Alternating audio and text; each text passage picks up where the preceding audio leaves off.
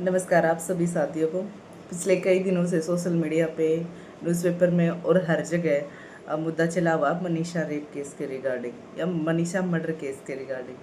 कई दिन से मैं भी इसी उम्मीद में थी कि शायद पुलिस या प्रशासन कुछ सोल्यूशन निकालेगा क्रिमिनल को लेके कि किसने, क्या हुआ, कैसे हुआ और क्यों करा। इसी इंतज़ार में मैं बैठी थी कि शायद उसको न्याय मिलेगा, क्योंकि जीते जी तो शायद इस देश में मुझे लगता नहीं किसी को न्याय मिलता, लेकिन इतनी तो उम्मीद थी कि मरने के बाद तो किसी को न्याय ज़रूर मिलेगा। मरने के बाद तो लोगों की सिंपैथी, मतलब हर कोई साथ में आके खड़ा हो जाता है कि ये करना चाहिए, ये मिलना चाहिए, न्याय दो उसको, ये करो। तो ये तो सवाल रहेगा ही ताउम्र की, जब लोग जीते जिंदा होते हैं, स्पेशली लड़कियां या फीमेल, तो उस टाइम किसी को उनका ख्याल क्यों नहीं आता? उस टाइम लोगों को ये ख्याल क्यों नहीं आता कि हमारे घर में भी बहन बेटी है, किसी के साथ ऐसी बर्बरता ना करी जाए।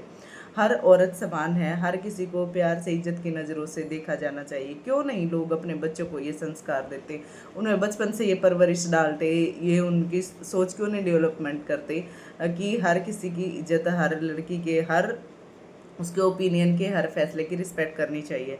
फिर भी जो भी है देखो, वो तो एक मुद्दा अलग चला जाएगा, लेकिन ये मैटर तो रहेगा ना कि किसने करा मनीषा के साथ ऐसा और क्यों करा। और मैं हैरान हूँ आज ये देख के, जो पुलिस ने सुसाइड नोट मीडिया के सामने जो पेश करा है कि सुसाइड नोट मिला है। सबसे पहला क्वेश्चन तो मेरा यही रहेगा, सुसाइड नोट इतने दिन बाद क्यों मिला? और दूसरी बात, अगर सुसाइड नोट था ही तो मनीषा के साथ उसी टाइम उसके पास होना चाहिए था जहाँ पे उसके कपड़े, उसकी डेड बॉडी मिली। सुसाइड नोट में मतलब पुलिस ने क्या मेंशन कर रखा कि सुसाइड नोट मिला किसी बच्चे की, मतलब मनीषा के बैग में एक कॉपी थी किसी स्कूल के बच्चे की, और उसमें उसने अपना सुसाइड नोट लिख रखा था। तो अगर उसको सुसाइड नोट लिखना था तो वो किसी बच्चे की कॉपी में क्यों लिखेगी? और रही बात दूसरी, ये जांच करने की कि राइटिंग, हैंड राइटिंग मैच करी जा रही है स्पेशलिस्ट के थ्रू कि ये हैंड राइटिंग मनीषा की है या किसी और की है। तो देखिए, वर्ल्ड में ना कोई भी चीज़ इम्पॉसिबल नहीं है।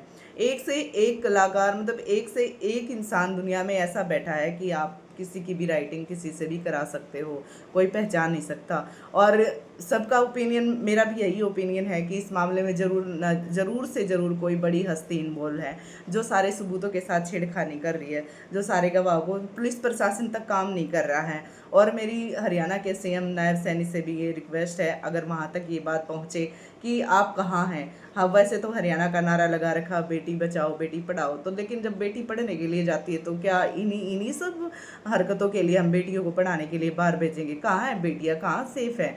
कहाँ गया आपका नारा? वो चुनावी वादे वो सारे कहाँ चले जाते हैं इस टाइम पे कि हम ये करेंगे बेटियों के लिए, ये सुविधा करेंगे? लेकिन अरे तुम वो सब तो छोड़ो, करी ना करी, लेकिन जब उसकी डेथ हो चुकी है उसके बाद उसके सबूतों के साथ, उसकी डेड बॉडी के साथ इतनी बर्बरता करी गई है, उसको न्याय ना दिलाने के, न्याय मिले, अगर उसको मिल जाता, उसके सारे सबूतों के साथ छेड़खानी ना करी जाती, अगर पुलिस प्रशासन या सरकार अच्छे से काम करे, तो देखिए मतलब हर किसी का ये मानना है अगर पुलिस चाहे ना तो 24 घंटे के अंदर पूरे वर्ल्ड से क्रिमिनल को निकाल के ढूंढ के ला सकती है। तो क्या हरियाणा इतना बड़ा होगा या इंडिया इतना बड़ा होगा कि क्रिमिनल को ढूंढ नहीं पा रही पुलिस? या फिर वही बात आती है कि कोई बड़ा आदमी इसमें इन्वॉल्व है जो नहीं चाहता कि उसका नाम सामने आए, और वो सब सारा हर किसी पे प्रेशर बना के रखा, हर किसी पे दबाव बना के रखा है। और दूसरी बात ये है, अगर मनीषा ने सुसाइड करी ही है तो आप एक बात लगाए, अगर उसने सुसाइड करी है, जैसे कि पोस्टमार्टम रिपोर्ट में मैंने सुना है, न्यूज़ में ये आया कि उसने स्प्रे पिया है, कहीं से उसने स्प्रे खरीदा है। अगर वो स्प्रे पिएगी तो उसकी डेथ उसी से होगी ना। तो गर्दन काटना, आप अगर किसी इंसान को, खुद को कोई इतनी गर्दन काट सकता है? 4 से 5 इंच तक उसकी गर्दन कटी हुई है। क्या खुद सुसाइड करने वाला बंदा अपनी आंखें खुद नोच लेगा? हमारी आंखों में एक तिनका भी चला जाता है ना, हमारी हालत बुरी हो जाती है। और खुद की आंखें नोचना तो बहुत बड़ी बात हो जाती है। उसका मतलब फेस, गर्दन बिल्कुल अलग मिलना, उसके कपड़े एज इट इज़ मिलना, उसको अच्छी तरह से, मतलब ऐसे ऐसे लेटा रखा है। दूसरा क्या है कि मुझे ये भी अटपटा लगा कि कुत्तों ने, जैसे उसकी पोस्टमार्टम रिपोर्ट में आया है कि उसकी बच्चेदानी नहीं मिली, उसकी किडनी नहीं मिली। तो हो सकता है किडनी की जिस हॉस्पिटल में उसका पोस्टमार्टम हुआ है वहाँ की कोई लापरवाही रही हो, या हो सकता है वहाँ पे ऑर्गन्स का सेल परचेज का बिजनेस भी चल रहा हो। ये ज़रूरी तो नहीं ना कि भाई वो उसकी किडनी अब कुत्तों नहीं खाई होगी। और दूसरी बात, अगर कुत्ते उसको खाएंगे तो कुत्ते डायरेक्ट बॉडी के अंदर जाके उस सिस्टम को तो नहीं निकालेंगे, पहले तो वो कपड़े ही फाड़ेंगे, उसके बाद ऊपर वाली जो बॉडी का हिस्सा है वो खाएंगे। अगर मतलब कुत्ता नहीं निकाले तो उसके कपड़े पूरे एज इट इज कैसे मिल गए? क्या कपड़े फटे हुए, कहीं से कुछ नहीं मिला? आपने पूरे सोशल मीडिया पे भी देखा होगा, न्यूज़पेपर में देखा होगा, उसकी इतनी फोटो इतनी वीडियो वायरल हो रही है डेड बॉडी की, क्या किसी को दिखा कहीं से कोई कपड़ा फटा हुआ? और कुत्ते मतलब कुत्ते तेजाब कहाँ से लेके आएंगे? वो तेजाब कैसे डाल देंगे? और कुत्तों के पास हथियार कैसे आ जाएगा? वो कैसे चला देंगे जो उसकी गर्दन काट देंगे इतनी लंबी? और ना ना सिर्फ पुलिस प्रशासन से, मुझे पूरे समाज से, मेरा पूरे समाज से, पूरे हरियाणा से ये क्वेश्चन है कि मतलब ये वही हरियाणा है जहाँ द्रौपदी का चीर हरण के ऊपर पूरी महाभारत हो गई थी। पूरा वर्ल्ड आज उस गीता को पढ़ता है, उस महाभारत को उसको याद रखता है, उसको सब जानते हैं कि क्या मैटर हुआ था। मतलब क्या हमारे यहाँ के लोग या पब्लिक इतनी इतनी कमज़ोर होगी कि वो एक क्रिमिनल को ढूंढ नहीं पा रहे हैं या उसको सज़ा नहीं दे पा रहे हैं? सज़ा ठीक है, पुलिस अपना काम कर रही है, पुलिस करेगी, सिर्फ कैंडल मार्च निकालने से कुछ नहीं होगा, आप सबको भी अपना लीगल एक्शन लेना होगा। और मेरी सभी लड़कियों से, सभी फीमेल से भी यही हाथ जोड़ के रिक्वेस्ट है कि प्लीज़ अपना ध्यान रखिए, अपने आप को सेफ रखिए, अपने साथ पेपर स्प्रे वगैरह, कोई हो सके तो हथियार भी लेके चलिए। अगर पुलिस कुछ बोले तो बोल देना, आप लोग तो हमारी सिक्योरिटी कर नहीं सकते, जगह जगह पे इतने रेप केस हो रहे हैं, मर्डर केस हो रहे हैं, तो हमें तो अपनी सेफ्टी, अपनी सिक्योरिटी खुद लेके चलना होगा। और लड़कियों से भी ये रिक्वेस्ट है, ये डांस वांस कुछ नहीं रखा इनमें, इससे अच्छा अपना जुड़े कराटे सीखो, अपना हथियार चलाना सीखो, कुछ ऐसे काम सीखो जो आपकी सेफ्टी में आपके काम आए। डांस कुछ काम नहीं आने वाला आपके, दो चंद पैसे कमा भी लोगे तो वो पैसे किस काम आएंगे आपके? डांस के थ्रू अगर आप दो पैसे कमा भी लोगे तो वो किस काम आएंगे जब आपकी लाइफ ही नहीं रहेगी? तो अगर आपको कोई भी प्रशिक्षण करना ही है तो कम से कम ऐसा तो कीजिए जिसमें आप अपनी और अपने अपनों की सिक्योरिटी कर सके। और मेरा सवाल वही रहेगा प्रशासन से कि अभी तक प्रशासन कहाँ सोया पड़ा है? उस बेटी की डेथ को इतने दिन हो गए हैं, पूरी पब्लिक सोसाइटी, पूरा समाज रोडों पे कैंडल मार्च कर रहा है। कैंडल मार्च करने से कुछ नहीं होगा, हम सबको ये शपथ लेनी पड़ेगी, ये कस्में उठानी पड़ेगी कि हम अपनी भी और दूसरों की बहन बेटियों की भी रक्षा करेंगे और सबका मान सम्मान करेंगे, सबके फैसले की इज्जत करेंगे। और पोस्टमार्टम में मतलब सुसाइड नोट में ये भी सुनने को मिला है कि लड़की ने मेंशन कर रखा है कि मुझे बीएससी करके अपने पापा का सपना पूरा करना था, मुझे डॉक्टर बनना था। तो जिस लड़की के या लड़का कोई भी लगा लो, जिस इंसान के ख्वाब इतने ऊंचे हो रहा अपने पेरेंट्स की सेवा के प्रति या अपने मतलब समाज के प्रति, तो मुझे नहीं लगता वो सुसाइड के बारे में सोचेगा ही। और घूम फिर के सवाल फिर वही आता है, अगर सुसाइड है तो गर्दन कैसे कटेगी, उसकी आंखें कैसे नोचेगी, उसका तेजाब कैसे नोचा गया? क्या मतलब कोई इंसान इतनी हैवानियत तक उतर सकता है कि एक लड़की के साथ, एक औरत के साथ इतनी बर्बरता कर सकता है?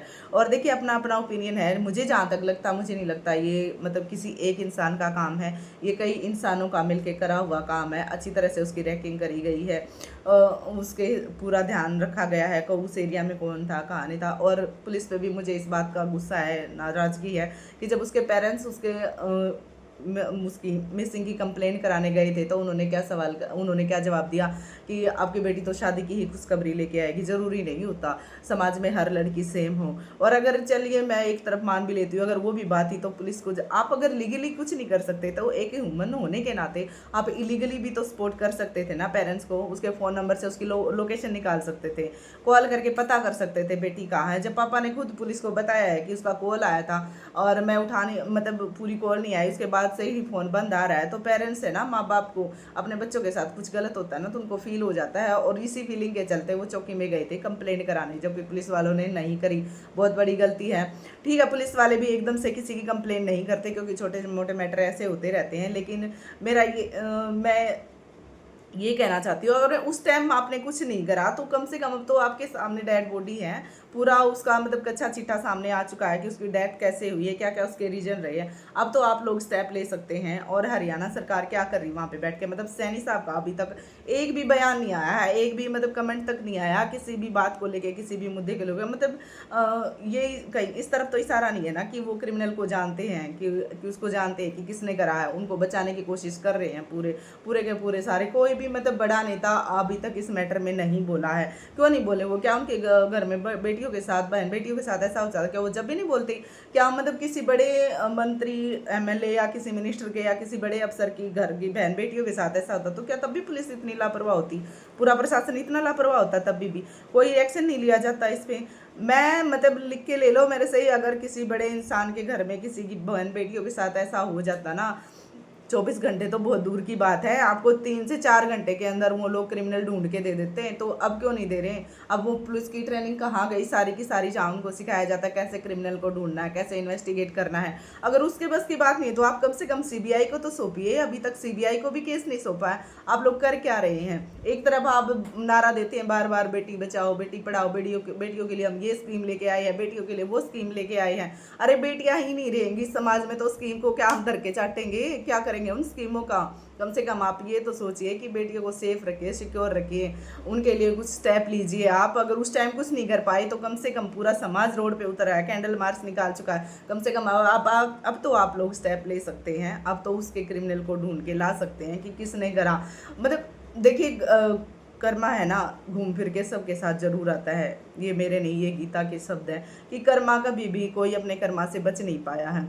जो छुपाने की कोशिश कर रहे हैं, क्रिमिनल को छुपाने की कोशिश कर रहे हैं, उनको भी अपना कर्मा भुगतना पड़ेगा, और जिसने करा है उनको भी भुगतना पड़ेगा। जिसने करा वो तो है ही, लेकिन मैं ये बोल रही हूँ कि मतलब जिसने, जो जानते हैं वो तो किसी न किसी मीडिया के सामने, किसी न किसी न्यूज़ चैनल के सामने या न्यूज़पेपर वालों, किसी न किसी के सामने तो जाके ही बता सकते हैं ना कि इसने करा, यहाँ करा। मतलब क्या सारा काम ऊपर आसमान में लेके जाके करा गया है? ये जमीन पे ही तो हुआ है ना। किसी ने तो देखा होगा, किसी ने कुछ ना कुछ तो नोटिस करा ही होगा। क्या सब लोगों की आंखें इतनी अंधी हो चुकी थी कि किसी ने कुछ नहीं देखा? किसी के साथ इतनी बड़ी ट्रेजेडी होगी, वो चिल्लाई भी होगी, उसने आवाज़ भी लगाई होगी हेल्प के लिए। अगर चलो पहले उसको मारा गया है, उसके बाद उसके साथ बर्बरता करी गई है, तो वो भी तो कहीं ना कहीं किसी प्लेस पे करी गई होगी, कहीं ब्लड भी गिरा होगा उसका, कहीं से उन्होंने हथियार भी खरीदे हैं, उन्होंने जो तेजाब डाला वो भी खरीदा होगा। तो कहाँ है सब? कोई तो सामने आए, कोई तो कम से कम ये अपनी लाइबिलिटी समझते हुए कि हमारी सोसाइटी से ऐसे गंदे कीड़ों को निकालना होगा, उनको फांसी की सज़ा देनी होगी, उनको उनके की सज़ा देनी होगी। उसके लिए कोई तो सामने आए, किसी के तो दिल में ये दया धर्म हो कि उसको चलो जीते जी हम कुछ नहीं कर पाए, उसको नहीं बचा पाए, लेकिन मरने के बाद तो उसको इंसाफ दिला ही सकते हैं। और मेरी देखिए आप सबसे यही रिक्वेस्ट है, प्लीज़ आप लोग जहाँ तक हो सके सपोर्ट करिए, जहाँ तक हो सके अपनी बातें शेयर कीजिए, लोगों तक पहुँचाइए कि कहाँ क्या हुआ। क्योंकि आधे से ज़्यादा तो दुनिया को यही नहीं पता कि किसके साथ क्या हो रहा है, कहाँ क्या हो रहा है, ताकि लोग, प्रशासन जागे, प्रशासन तक ये बात पहुँचे। और कहीं ना कहीं मेरा अपना ओपिनियन है कि मुझे ये लग रहा है कि प्रशासन की कहीं ना कहीं इन्वॉल्वमेंट ज़रूर है, क्योंकि प्रशासन के इन्वॉल्वमेंट के बगैर इतना बड़ा हंगामा नहीं, मतलब इतनी बड़ी ट्रेजेडी नहीं हो सकती। इतना सब कुछ हो गया और अभी तक कोई भी बड़ा इंसान सामने नहीं आया, किसी ने भी कोई बयानबाजी नहीं करी है। उसके पेरेंट्स के साथ भी मतलब कोई मिलने तक नहीं गया, किसी ने सांत्वना तक नहीं दी है। तो प्लीज़ कुछ कीजिए, और गवर्नमेंट से भी मेरी यही दरख्वास्त रहेगी कि प्लीज़ प्लीज़ कुछ करिए बेटियों के लिए, कुछ करिए, आप सिक्योरिटी करिए। और उसके मर्डरर को, जिन्होंने उसका मर्डर करा है, उसको भी प्लीज़ जहाँ तक हो सके उसको, पुलिस को ऑर्डर दीजिए, आप सब दबाव बनाइए, उनको ढूंढवाइए कि किसने करा और क्यों करा, और उनको कड़ी से कड़ी सजा दी जाए। Thank you.